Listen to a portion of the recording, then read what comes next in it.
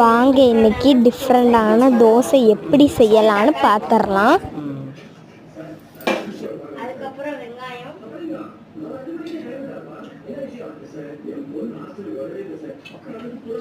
அதுக்கப்புறம் சீரகம் போட்டுக்கோங்க. மாவுலே இருக்கும். இப்போ நம்ம அரைச்சிக்கலாம்.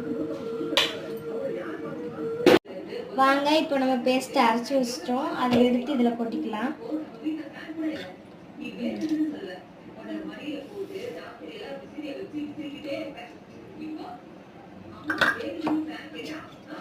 இப்போ நல்லா கிண்டிக்கலாம். ஓகே,